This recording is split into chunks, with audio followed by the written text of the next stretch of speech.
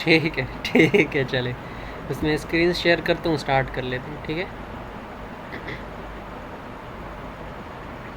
I don't know पहले क्या मसला हो गया था।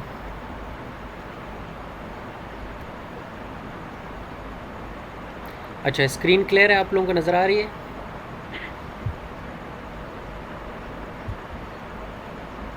ठीक है।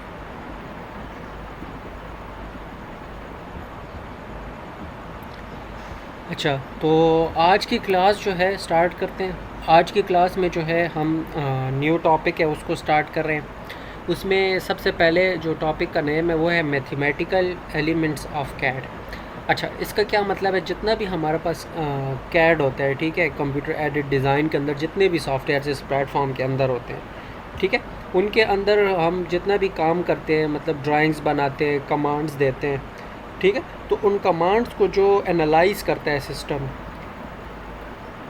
ठीक है, तो उसके पीछे डेफिनेटली कुछ ना कुछ मैथ्स के जो हैं वो फार्मूलाज होते हैं, डेफिनेटली कुछ ना कुछ मैथ्स के जो कॉन्सेप्ट है, ठीक है, तो वो इन्वॉल्व होते हैं।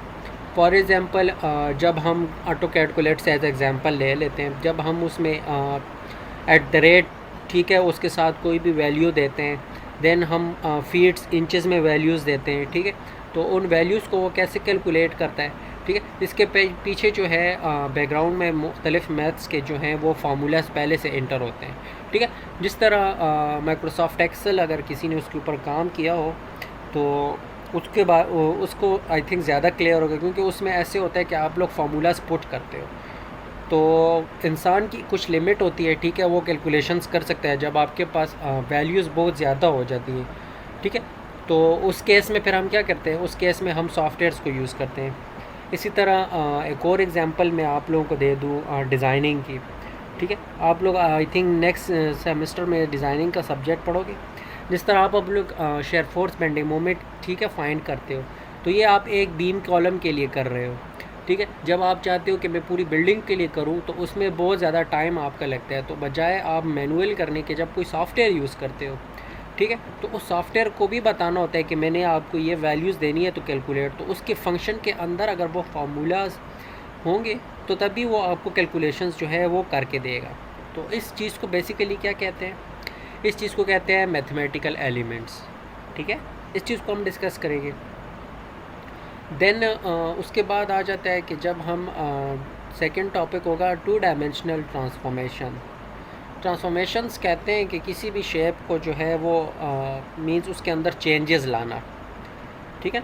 जिस तरह ऑटोकैड के अंदर आप लोग मॉडिफाइंग टूल्स यूज़ करते हो, ठीक है, पहले आपने ज्योमेट्रिक जो टूल्स थे उनको इस्तेमाल करते हुए आपने कोई भी ड्राइंग्स बना ली, ठीक है, मुख्तलिफ़ शेप्स, ज्योमेट्रिकल शेप्स बना ली, फिर उसके बाद जो है आप अपने रिक्वायरमेंट के हिसाब से उसके अंदर चेंजेस करते हो, मॉडिफिकेशंस करते हो, तो बेसिकली वो मॉडिफिकेशंस क्या हैं, वो आपके पास जो है ट्रांसफॉर्मेशंस होती हैं, ठीक है, हम ट्रांसफॉर्म इसकी शक्ल चेंज कर रहे होते हैं, ठीक है। तो यहाँ पर हम यहाँ पे वर्ड मैंने लिखा है टू डायमेंशनल, मीन्स हम जब 2D के अंदर जो अब तक हम लैब के अंदर काम करते हुए हैं, ठीक है, तो उसके अंदर जब हम मुख्तलिफ़ कमांड यूज़ करते हैं, फॉर एग्ज़ाम्पल जिस तरह हमने रोटेशन की कमांड यूज़ करते हैं या शैम्फर की कमांड यूज़ करते हैं, ठीक है। अच्छा, सामने तो हम जस्ट 2-3 वर्ड्स टाइप करके कमांड लाइन में और एंटर कर देते हैं तो वो एज अ कमांड एक्टिव हो जाती है, लेकिन उसके बैकग्राउंड में हम जाए ना तो वो आज हम देखेंगे कि बैकग्राउंड में उसके पीछे सॉफ्टवेयर के अंदर वो कैसे कैलकुलेशन करता है, ठीक है, वो हमारी कमांड को अंडरस्टैंड कैसे करता है, मीन्स उसके सिस्टम में जो पहले से कोई इक्वेशन पड़ी हुई है या पहले से कोई मैथमेटिकल फार्मूला पड़ा हुआ है तो वो कैसे काम करते हैं, इस चीज़ को हम डिस्कस करेंगे, ठीक है। तो आज का बेसिकली लेक्चर का हमारा फोकस जो है कि हम जब कोई भी कैड के अंदर सॉफ्टवेयर यूज़ करते हैं, ठीक है, तो वो वैल्यूज़ से रिलेटेड जितना हमारा काम होता है, मींस फार्मूलाज, कमांड्स देना, नंबरिंग देना, उनको वो कैसे अंडरस्टैंड करता है, ठीक है। आई होप क्लियर होगा कि क्या हम स्टडी करने जा रहे हैं। एंड लास्ट पार्ट जो है, लास्ट पार्ट में हम 3 चीज़ों को देखेंगे। वैसे तो हमारे पास ऑटो कैड के अंदर या हर एक आप सॉफ्टवेयर को उठा लें कैड के अंदर, ठीक है, तो लातादाद आपके पास जो हैं वो कमांड्स हैं, ठीक है, लेकिन यहाँ पर हम as a example just understand करने के लिए सिर्फ 3 कमांड्स को या 3 एरियाज़ को जो है वो देखेंगे, ठीक है। पहला जो है वो ट्रांसलेशन है, ठीक है, कि ट्रांसलेशंस क्या होती हैं। सेकंड जो है वो स्केलिंग है, and last one is rotation. इन तीनों को देखें कि ये जब बेसिकली हम कैड के अंदर इन चीज़ों को परफॉर्म करते हैं तो इसके बैकग्राउंड पे कौन सा फार्मूला कैड अप्लाई कर रहा होता है, ठीक है। अच्छा, सिंपल बात एक और मैं आपको बताऊं कि जो हम मैथ्स में आज तक फार्मूलाज पढ़ते हुए आए हैं, ठीक है, उन्हीं की बुनियाद पे ये सॉफ्टवेयर्स के अंदर जो है इक्वेशंस बनाई जाती हैं, और जितना भी मैथमेटिकल एलिमेंट्स ऐड किए जाते हैं, ठीक है, मैथ्स के फार्मूले ऐड किए जाते हैं, वो सब उसी बुनियाद पे होते हैं, ठीक है। तो स्टार्ट लेते हैं। तो आई होप आप लोगों को ओवरव्यू क्लियर होगा कि हम क्या स्टडी करने जा रहे हैं। तो इंट्रोडक्शन की तरफ आते हैं, ठीक है। जिस तरह हमारे पास पहले इसको डिस्कस कर लेते हैं कि वैसे मैथमेटिकल एलिमेंट्स होते क्या है, ठीक है। अच्छा, जो हमारे पास नॉर्मल लाइफ में इंजीनियर्स होते हैं, ठीक है, या टेक्नोलॉजिस्ट होते हैं, ठीक है, ये जितना भी डिज़ाइनिंग से रिलेटेड, मॉडलिंग से रिलेटेड या आर्किटेक्चर से रिलेटेड जितना भी काम करते हैं, ठीक है, उसके अंदर डेफिनेटली जो है कुछ ना कुछ मैथमेटिकल फार्मूला जो है वो इंक्लूड होते हैं या उसमें इस्तेमाल होते हैं। जिस तरह फॉर एग्ज़ाम्पल आप किसी जगह का एरिया निकालते हो तो मैथ्स का फार्मूला यूज़ करते हो, या कोई भी शेप बनाते हो तो मैथ्स यूज़ करते हो, ठीक है। डायरेक्शन देते हो तो कोऑर्डिनेट्स क्या चीज़ है, एक्स डायरेक्शन में वैल्यू दे रहे हो, वाई डायरेक्शन में वैल्यूज़ दे रहे हो, ठीक है। तो ये बेसिकली क्या चीज़ है, ये आपके पास जो है मैथ्स है, ठीक है, टोटल मैथमेटिकल एलिमेंट्स जो हैं। अच्छा, अब उनका यूज़ कंप्यूटर में, अच्छा, जैसे ही हमने सॉफ्टवेयर्स देखा डेवलप होते हुए, ठीक है, इंजीनियर्स की या टेक्नोलॉजिस्ट की रिक्वायरमेंट को पूरा करने के लिए सॉफ्टवेयर्स बनाए गए, ठीक है। सॉफ्टवेयर इसलिए बनाए गए, वो हमने प्रीवियसली लेक्चर्स में पढ़ा था कि उससे क्या हो कि टाइम की आपके पास बचत हो, आपके पास ह्यूमन एरर्स जो हैं वो ना हो, आपके पास कैलकुलेशंस अच्छे तरीके से हों। अक्सर आप देखते हो कि हम जब मैनुअल कैलकुलेशन करते हैं तो राउंडिंग में हम जो है उसमें बहुत ज़्यादा मिस्टेक्स करते हैं। फॉर एग्ज़ाम्पल डेसिमल के बाद, पॉइंट के बाद 3 डिजिट्स आते हैं तो हम एक डिजिट कंसिडर कर लेते हैं, हालांकि उसके पीछे जो है हमने साइंटिफिक फिगर, आपने एक फार्मूला पढ़ा होगा, ठीक है, एक टॉपिक था या सिग्निफिकेंस एलिमेंट्स या फिगर्स उनको कहते हैं, जिसमें हमने पढ़ा था कि अगर पॉइंट के बाद आपके पास 5 से लेट से 0.57 आ रहा है, ठीक है, तो सेकंड क्या है 7 आ रहा है, तो वो जो है नेक्स्ट वन में ऐड हो जाएगा, तो हम 0.5 की बजाय 0.6 लिख सकते हैं। अगर वो वैल्यू 5 से लेस है, लेट से 5.53 है, तो हम उस 3 को इग्नोर कर सकते हैं। लेकिन वो फार्मूला जब हम कोई बड़ी कैलकुलेशन करने जा रहे होते हैं, ठीक है, लेट से पूरी बिल्डिंग की हम शेयर फोर्स निकालने जा रहे हैं, तो अगर आप हर एक पॉइंट पे इस तरह 0.3 वैल्यू माइनस करते जाएं या स्किप करते जाएं, ठीक है ना, तो वो एट दी एंड बहुत ज़्यादा डिफरेंस जो है वो डालता है प्रोजेक्ट के ऊपर। तो ये बहुत बड़ा ह्यूमन एरर होता है। तो इससे बचने के लिए मैथमेटिकल फार्मूला को सॉफ्टवेयर्स के अंदर इंक्लूड किया गया, क्योंकि सॉफ्टवेयर जो है वो प्रॉपरली इसकी जो है राउंडिंग करता है, ठीक है, एंड प्रॉपर कैलकुलेशंस करता है। ठीक हो गया।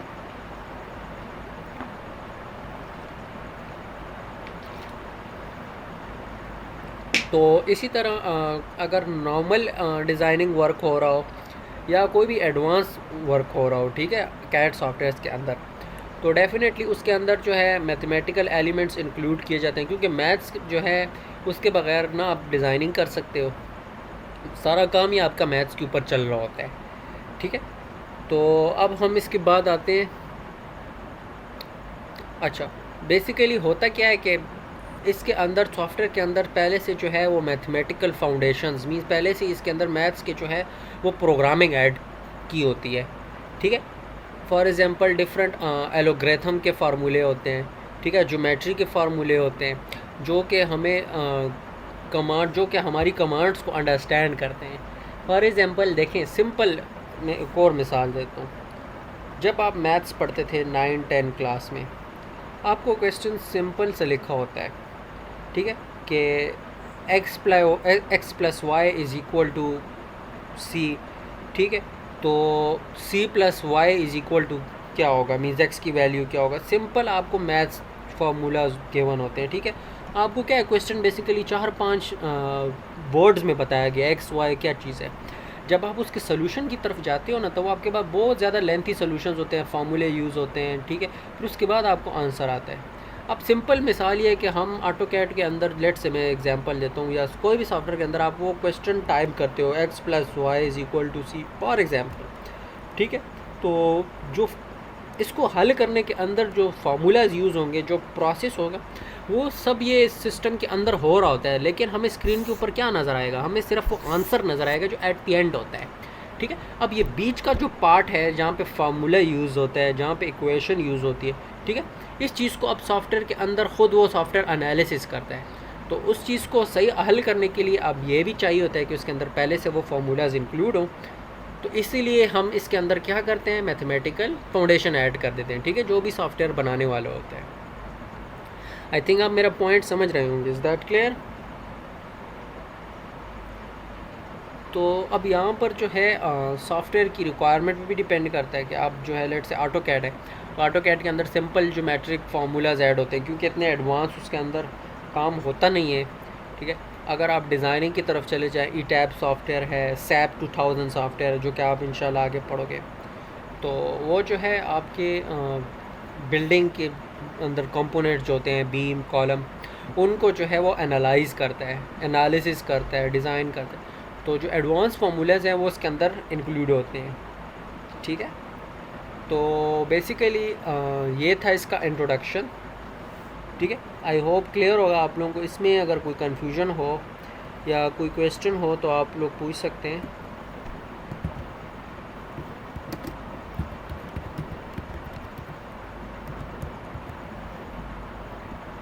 ताकि हम फिर आगे चलें।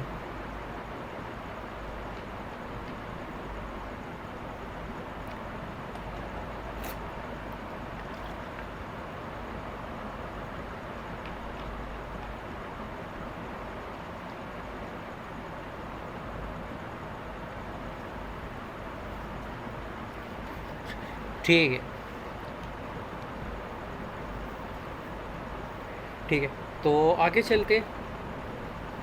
अच्छा, इसके बाद अब ये सेकंड हमारा लेक्चर का टॉपिक है, ठीक है, 2 डायमेंशनल ट्रांसफॉर्मेशन या ट्रांसफॉर्मेशन, ठीक है। अच्छा, ट्रांसफॉर्मेशन के अगर हम जनरल डेफिनेशन के ऊपर जाएं, तो ट्रांसफॉर्मेशन का मतलब होता है कि चेंजिंग ग्राफिक्स या किसी भी चीज़ को चेंज करना किसी दूसरी चीज़ में, ठीक है, या उसकी शेप चेंज करना मुख्तलिफ़ रूल्स को अप्लाई करते हुए, या मुख्तलिफ़ कमांड्स को। अगर मैं ऑटो कैड की ज़बान में कहूँ, मैं अक्सर इसको रिलेटेड इसलिए ऑटो कैड के साथ करता हूँ क्योंकि हम ऑलरेडी उसका जो है वो प्रैक्टिकल कर रहे हैं, तो थोड़ा इजीली आप लोगों के लिए अंडरस्टैंडिंग में होगा, ठीक है। तो अगर हम ऑटो कैड के अंदर कोई भी शेप जो है उसके अंदर ट्रांसफॉर्मेशन करते हैं या मॉडिफिकेशन करते हैं, ठीक है, मॉडिफाइंग टूल्स यूज़ करते हुए, तो बेसिकली हम उसको क्या कर रहे हैं, उसकी हालत तब्दील कर रहे होते हैं। ट्रांसफॉर्मेशन मीन्स उसको ट्रांसफॉर्म कर रहे होते हैं, ठीक है ना। तो यहाँ पर अब वर्ड लिखा हुआ है अप्लाइंग रूल्स। तो मुख्तलिफ़ रूल्स, जिस तरह ऑटो कैड के अंदर आपके पास मुख्तलिफ़ रूल्स होते हैं, ठीक है। जिस तरह ट्रिम की कमांड है, तो ट्रिम के लिए आपके पास ये रूल है कि आपने जो है कमांड एंटर करनी है, देन उसके बाद जो है उस लाइन को सिलेक्ट करना है जिसको आपने ट्रिम करना है, देन इंटर प्रेस करना है, उसके बाद जो है वो ट्रिम जो है वो वहाँ से हो जाएगी लाइन। तो इसी तरह हर एक कमांड जो है उसके आपके पास रूल्स होते हैं, किस तरह हमने वो कमांड यूज़ करनी है एंड कैसे अप्लाई करनी है, ठीक है। तो इन रूल्स को इस्तेमाल करते हुए हम जब किसी भी चीज़ के अंदर चेंजेस करते हैं, तो वो आपके पास क्या होती है, बेसिकली ट्रांसफॉर्मेशन होती है, ठीक है। तो नॉर्मल जो है, नॉर्मल सिचुएशन में, नॉर्मल हालात में हमारे पास जो ज़्यादातर ट्रांसफॉर्मेशन यूज़ की जाती है वो ट्रांसलेशन की शेप में होती है, ठीक है।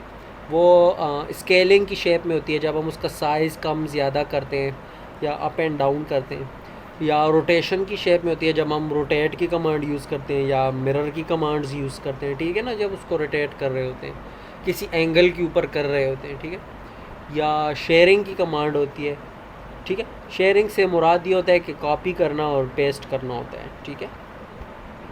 तो नॉर्मल जो है, हम जब 2 डायमेंशन के ऊपर काम कर रहे होते हैं 2D के अंदर, तो ये कॉमन जो है ऑपरेशंस इन्वॉल्व होते हैं, ठीक है। तो इसको हम ये भी कह सकते हैं 2 डायमेंशनल ट्रांसफॉर्मेशन, या 2D ट्रांसफॉर्मेशन हम इसको कह सकते हैं, ठीक है। तो अगर आप यही सेम जो प्रोसेस है 3 डायमेंशन के ऊपर जा रहे हो, जो कि इंशाल्लाह हम इस वीक की लैब से स्टार्ट कर रहे हैं, 3D के ऊपर हम काम स्टार्ट कर लेंगे, ठीक है। तो जब आप उसके अंदर मुख्तलिफ जो है ऑपरेशन के ऊपर काम कर रहे होते हैं तो उसको हम क्या कहते हैं, 3 डायमेंशन ट्रांसफॉर्मेशन। तो इंशाल्लाह हम जब उस वहाँ पर पहुँचेंगे इस टॉपिक में, तो इसके अंदर हम 3 डायमेंशनल ट्रांसफॉर्मेशन जो है उसके ऊपर भी फोकस करेंगे, ठीक है। तो जनरली तो हमने इसको डिस्कस कर लिया। अब आ जाते हैं इसमें 1 बाय 1 को डिस्कस करते हैं कि बेसिकली जब हम ट्रांसलेशन कर रहे होते हैं, ट्रांसलेशन कहते हैं मूव करना, ठीक है। एक जगह से दूसरी जगह जब आप ऑटोकैड के अंदर ड्राइंग को मूव करते हो या ऑब्जेक्ट को मूव करते हो तो उसको हम क्या कहते हैं, ट्रांसलेशन। अच्छा, अब यहाँ पर आप लोगों का आइडिया और भी क्लियर हो जाएगा, जो मैं आपको मैथमेटिकल एलिमेंट्स के बारे में बता रहा था कि हम यहाँ पे तो आउटपुट में सिंपल एक कमांड एंटर कर देते हैं, ठीक है, कीबोर्ड को यूज़ करते हुए। लेकिन अब सिस्टम के अंदर, ऑटोकैड सिस्टम के अंदर, ठीक है, उसके डेटाबेस के अंदर कौन से फार्मूलाज होते हैं, ठीक है, जो कि इसको कैलकुलेट करते हैं और फिर वो हमें स्क्रीन के ऊपर इसका रिज़ल्ट विद इन सेकेंड्स बताते हैं, ठीक है। तो नॉर्मली जो है अगर हम देखें तो बेसिकली ऑटोकैड हमारे पास क्या, एक ग्राफ के कॉन्सेप्ट पे बना हुआ है, ठीक है। ग्राफ आप लोगों ने पढ़ा होगा, ठीक है। ग्राफ बेसिकली आपके पास एक्स एंड वाई डायरेक्शंस में वेक्टर्स होते हैं और उसके अंदर जो है वो पॉइंट्स होते हैं, ठीक है, जिस तरह आप ग्राफ पेपर के ऊपर ड्रा करते हो। तो उस ये आप लोग आई थिंक 9, 10 या 8 क्लास में ये क्वेश्चंस कराए जाते हैं ग्राफिक एंड प्लॉटिंग के, ठीक है, कोऑर्डिनेट्स के, कि कैसे आप जो है ग्राफ पेपर के ऊपर एक्स डायरेक्शन में या वाई डायरेक्शन में ऊपर पॉइंट्स ड्रा करते हो, ठीक है ना। फॉर एग्जांपल हमने पढ़ा हुआ है कि जो फर्स्ट क्वाड्रेंट होता है, ठीक है, इसके अंदर हमारे पास एक्स की वैल्यू भी पॉजिटिव होती है, वाई की वैल्यू भी पॉजिटिव होती है, ठीक है। अब ये स्क्रीन के ऊपर एक पिक्चर देख सकते हो, इसको मैं थोड़ा एक्सप्लेन करता हूँ, उससे पहले थोड़ा सा मैं कॉन्सेप्ट आप लोगों को बता दूँ। जिस तरह हम सेकंड को, यह हमारे पास फर्स्ट क्वाड्रेंट होता है जहाँ पे ये शो किया गया है, इसके अंदर हमारे पास सब वैल्यूज़ जो होती हैं वो पॉजिटिव होती हैं। इसी तरह सेकंड क्वाड्रेंट पे आ जाओ तो वहाँ पे हमारे पास क्या होता है, वाई पॉजिटिव होता है और एक्स की वैल्यू जो है वो नेगेटिव होता है, जो कि लेफ़्ट साइड पे होता है, ठीक है, टॉप लेफ़्ट साइड पे जो क्वाड्रेंट होता है। इसी तरह थर्ड क्वाड्रेंट पे आ जाओ तो यहाँ पे आपके पास एक्स की वैल्यू जो है वो पॉजिटिव होती है, वाई की वैल्यू नेगेटिव होती है, ठीक है। तो जब नॉर्मली हम मूव की कमांड देते हैं तो वो सिंपल ऑटोकैड जो है इसी की बुनियाद के ऊपर हमें कैलकुलेशंस करके देता है, ठीक है। जिस तरह हम नॉर्मली 8, 9 में क्वेश्चंस करते थे कि लेट से जो है ये वैल्यू है 4 - 5, ठीक है, या 4, -7, तो ये कौन से क्वाड्रेंट में आती है। तो वो बेसिकली क्या होता है, हम उसमें देखते हैं कि पहली वैल्यू हमारे पास एक्स होती है, दूसरी वाई होती है, तो उसके हिसाब से हम उसको देखते हैं कि ये कौन से क्वाड्रेंट में लाया करती है, ठीक है। तो सिंपली उसी की बुनियाद पे, क्योंकि जब हम ऑटोकैड में ड्राइंग ड्रा कर रहे होते हैं तो आपने लेफ़्ट साइड, अपने स्क्रीन के लेफ़्ट साइड के कॉर्नर में देखा होगा कि जो हमारे पास एक आइकन बना होता है एक्स एंड वाई कोऑर्डिनेट्स का और ज़ीरो ऑरिजिन होता है। ये बेसिकली क्या शो कर रहा होता है, ये बेसिकली जो है आपको शो कर रहा होता है कि आप एक हिसाब से इस ग्राफ के ऊपर ड्राइंग बना रहे हो, ठीक है। तो सिंपली यहाँ पर बताया गया है कि फॉर एग्ज़ाम्पल एक एग्ज़ाम्पल दी गई है कि लेट से एक पॉइंट है, ठीक है, उसके ऊपर जो वैल्यू गिवन है तो उसको जो है उसको हम कहते हैं पी पॉइंट, ठीक है। उसको हमने मूव करना है, ये स्क्रीन के ऊपर पिक्चर में देख सकते हो, दूसरे पॉइंट पे जो कि है पी डॉट, ठीक है, इस पॉइंट के ऊपर आपने मूव करना है। तो इस पॉइंट पे मूव करने के लिए जो है सबसे पहले आपने इस पॉइंट पे प्रीवियस पॉइंट को जानना होता है कि प्रीवियस पॉइंट है ये, इसकी क्या वैल्यू है। लेट से इसको हम देखें एक्स की तरफ लाएं तो ये इसकी कौन सी वैल्यू बनती है, ये एक्स कर्व की, ठीक है, एक्स डायरेक्शन में कितने पॉइंट पर है, ठीक है, नीचे ये आपके पास स्केल गिवन होता है। इसी तरह वाई की तरफ आ जाएं तो यहाँ पे स्केल पे देखना होता है कि ये वाई पे कौन से पॉइंट पे स्ट्राइक कर रही है। तो इस तरह हमें इस पॉइंट की एक्स डायरेक्शन और वाई डायरेक्शन के कोऑर्डिनेट्स मिल जाते हैं। जब हमें इनके कोऑर्डिनेट्स मिल जाते हैं, ठीक है, तो फिर हम इसको जो है वो मूव कर सकते हैं नेक्स्ट पॉइंट की तरफ, ठीक है। फॉर एग्जांपल अब यहाँ पे देखें तो एक्स की वैल्यू हमें 4 कह सकते हैं और वाई की वैल्यू 5 कह सकते हैं। तो 4, 5 से हम इसको यहाँ पर सेकंड पॉइंट पे मूव करेंगे। तो बाज़ाहिर तो हम मूव की कमांड दे रहे थे, लेकिन ऑटोकैड जो है वो प्रॉपर कोऑर्डिनेट के अंदर जो एक पॉइंट से दूसरे पॉइंट की तरफ हम मूव करते हैं, कैलकुलेशंस कर रहा होता है जो कि मैनुअली की जाती हैं। ठीक है, तो इसका फॉर्मूला आप यहाँ पे देख सकते हो। ठीक है, कि x इज़ इक्वल टू क्या है, x प्लस टी एक्स है। ठीक है, x हमारे पास न्यू पॉइंट है, लेकिन ये जो टी एक्स देखें तो आपका जो पहले पॉइंट से लेकर नए पॉइंट की तरफ जब आप इसको मूव करोगे तो दरमियान में जितना डिस्टेंस आता है, ठीक है, उसकी वैल्यू क्या है, टी एक्स है। ठीक है, एंड प्लस करोगे x की वैल्यू के साथ, ठीक है, जो आपको नेक्स्ट पॉइंट है। तो इस तरह आपको प्रीवियस पॉइंट से नेक्स्ट पॉइंट की तरफ जाने में आसानी होती है। ठीक है, अगर मैनुअल चले जाओ तो ये तो बहुत ज़्यादा कॉम्प्लिकेटेड है। ठीक है, ये तो अब एक पॉइंट की है, लेकिन ऑटोकैड जब हम यूज़ कर रहे थे, थाउजेंड्स कमांड्स हम एक प्रोजेक्ट के अंदर कर रहे होते, तो ये सब फास्ट कैलकुलेशन जो हैं सॉफ्टवेयर हमारे लिए कर रहे होते हैं, लेकिन बैकग्राउंड में जो है इस किस्म के जो हैं वो मैथमेटिकल एलिमेंट्स या मैथमेटिकल फार्मूलाज जो हैं इन्वॉल्व होते हैं। ठीक है, इन शॉर्ट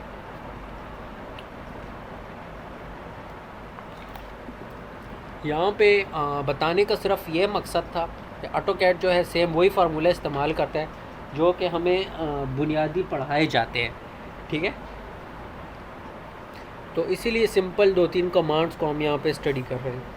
तो आई होप ये थोड़ा सा आइडिया आपको क्लियर हो चुका होगा। ठीक है, कि बाज़ाहिर तो हम मूव की कमांड दे रहे होते हैं, लेकिन ऑटोकैड उसके ऊपर पीछे से क्या प्रोसेस कर रहा होता है। इसी तरह नेक्स्ट की तरफ आ जाएं।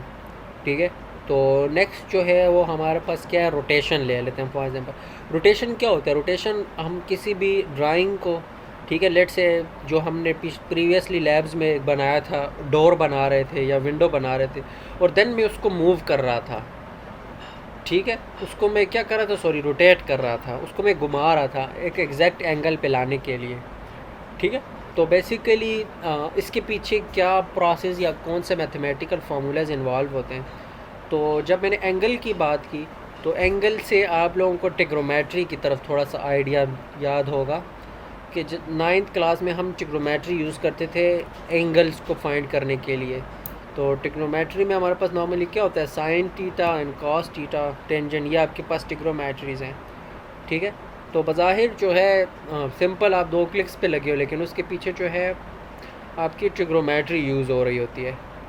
ठीक है, तो अब रोटेशन है, तो रोटेशन की कमांड का जो फार्मूला है, अगर आप उसको मैनुअली कैलकुलेट करना चाहो तो इक्वेशन आपके पास नीचे स्क्रीन के ऊपर लिखी हुई है। ठीक है, अब ये आपके पास स्क्रीन के ऊपर देख सकते हो एक ग्राफ नज़र आ रहा है। ठीक है, तो लेट से यहाँ पे ये पहले जो आपके पास कर्व है आर, ठीक है, तो ये आपके पास जो है सेकंड पॉइंट है, और ये जो दूसरा बॉटम की तरफ आ रही है फर्स्ट पॉइंट है। तो जब आप यहाँ से ये एक्स से वाई की तरफ इसको मूव करना चाहते हो, ठीक है, एक्स से वाई की तरफ इसको मूव करना चाहते हो, तो दरमियान में आपको कोई एंगल चाहिए होगा, क्योंकि इसमें आप जो है इसका ओरिजिन पॉइंट जो है, पहला पॉइंट जो है उसको आप डिस्टर्ब नहीं कर रहे हैं। ठीक है ना, तो अब इस एंगल को कैसे कैलकुलेट करना है तो इसके लिए ये इक्वेशन है। ठीक है, जो कि ऑटोकैड यूज़ करता है,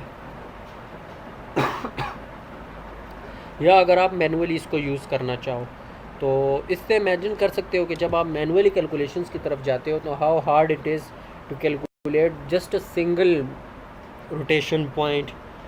तो जब आप सॉफ्टवेयर की तरफ जाते हो तो ये आपको विद इन माइनर सेकेंड्स, आपने यहाँ पे कमांड अभी अप्लाई नहीं की होती कि उसका रिज़ल्ट आपको बता देता है।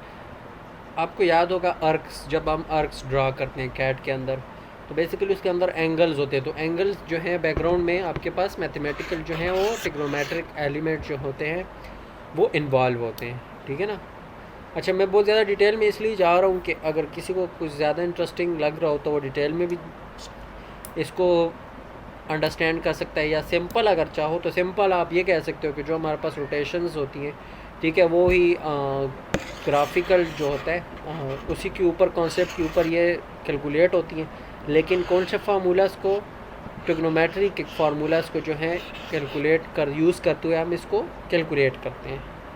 ठीक है ना, तो ये सिंपल 2-3 चीज़ें हैं। अगर हम हर एक कमांड की तरफ जाएं तो इमेजिन कौन से एडवांस फार्मूलाज का आपके सामना हो सकता है। इसी तरह लास्ट वन की तरफ जाते हैं। लास्ट वन है रिफ्लेक्शन या मिरर, जो हम कैड के अंदर, ठीक है, जो कमांड हम इस्तेमाल करते हैं, मिरर की कमांड हो गई। तो बेसिकली क्या होता है, ये आपके पास बिल्कुल एक एग्जैक्ट 180 डिग्री के एंगल के ऊपर आपको अपोजिट कॉपी बना कर देता है, ठीक है ना।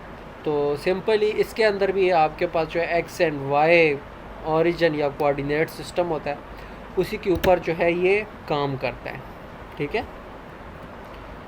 तो ये था आप लोगों का लेक्चर, थोड़ा सा असल में ट्रिकी था तो इसलिए मैंने शॉर्ट इसको किया है।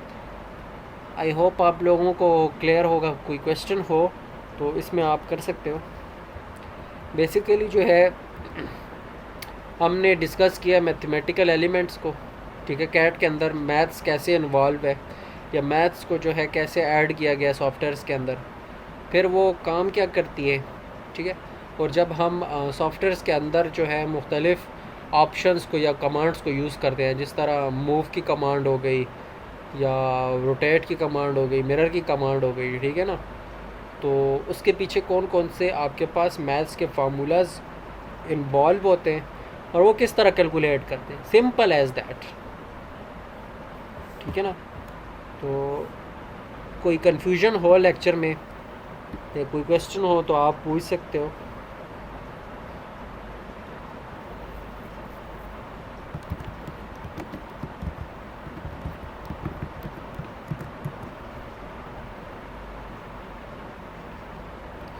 सिंपल है, जस्ट डिटेल में मैं इसलिए गया, ठीक है, कि थोड़ा सा आप लोगों को बैकग्राउंड में समझ आए कि बेसिकली हम ये थ्योरी पढ़ रहे हैं तो इसके पीछे मकसद क्या है, ठीक है, या हम इस चीज़ को क्यों पढ़ रहे हैं, ठीक है, ये हमें क्या काम देगी या क्या कॉन्सेप्ट हमें क्लियर करेगा, ठीक है। नहीं, शायद इसमें न्यूमेरिकल्स नहीं है, ठीक है। न्यूमेरिकल बेसिकली आपके कोर्स में नहीं है, टू बी ऑनेस्ट। असल में ये जो है आपको सीएस का थोड़ा सा बैकग्राउंड पढ़ाया जा रहा है, लेकिन अगर आप इसको सीएस में कंप्यूटर साइंस की तरफ जाके डिस्कस करेंगे ना, या सॉफ्टवेयर इंजीनियरिंग की तरफ, तो उसमें फिर बेतहाशा न्यूमेरिकल्स हैं, ठीक है। लेकिन यहाँ पर हमने सिर्फ उनके कॉन्सेप्ट को स्टडी करना है, तो इसलिए न्यूमेरिकल्स इसमें इंक्लूड नहीं है, ठीक है, जस्ट थियोरेटिकल कॉन्सेप्ट्स हैं।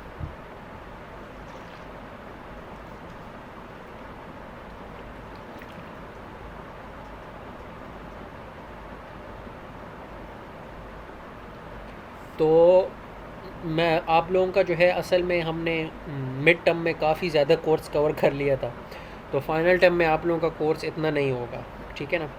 मोस्टली जो फाइनल टर्म का कोर्स था, आई थिंक वो ऐसे था कि हमें पूरी वन फाइल में जो था आप लोगों का कोर्स कंटेंट मिला था, तो उसमें फ़ाइनल और मिड का जो था वो डिफरेंस नहीं था, तो इसलिए मैंने उसमें कोर्स ज़्यादा कवर कर लिया था। तो फाइनल टर्म में आप लोगों के इतने टॉपिक्स नहीं होंगे, ठीक है, लेकिन कोशिश करेंगे कि हम उसको अच्छे तरीके से कवर करें। थ्योरी की मैं बात कर रहा हूँ, ठीक है, तो कोशिश करेंगे कि हम प्रैक्टिकल की तरफ ज़्यादा फोकस करें, ठीक है।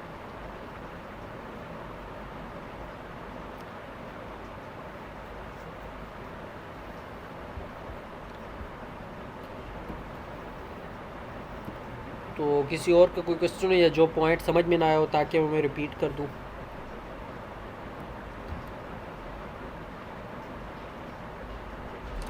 अच्छा, इसके बाद जो नेक्स्ट लेक्चर होगा वो हम सॉफ्टवेयर्स के ऊपर डिस्कस करेंगे, ठीक है।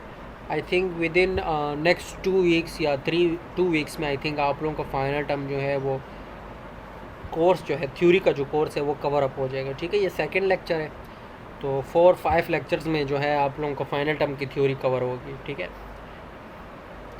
एंड होपफुली इंशाल्लाह जो है नेक्स्ट वीक, क्या डेट आ रही है, आई थिंक यूनिवर्सिटी में शायद क्लास, उम्मीद है कि लेंगे, क्योंकि 15 से कहा गया है ओपन करने के लिए यूनिवर्सिटीज़।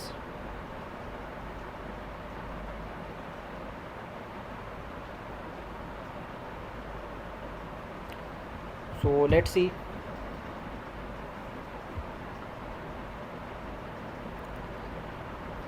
हाँ जी, इंशाल्लाह ओपन होगी।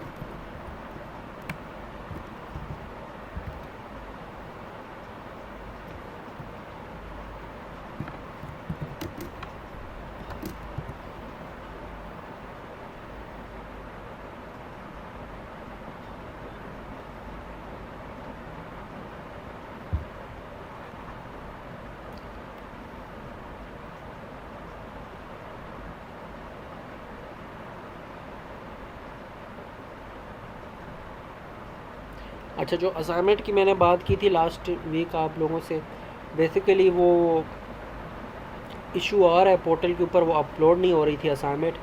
तो इस वीक में मैं अपलोड कर दूंगा, ठीक है, क्वेश्चन। फिर वहाँ पर जिस तरह आपने पेपर जमा किया तो उस तरह असाइनमेंट भी वहाँ पर जमा कर सकते हो।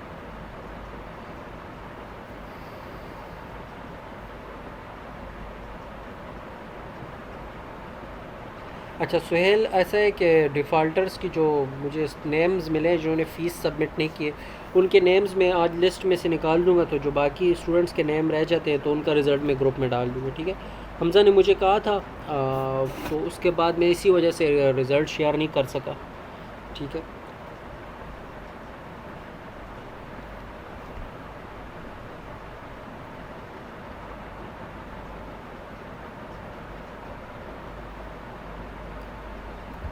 अच्छा, किसी का कोई क्वेश्चन हो या कुछ कोई शेयर करना चाहता है तो मोस्ट वेलकम, आप शेयर कर सकते हो, ठीक है। तब हम क्लास को कंक्लूड कर लेते हैं।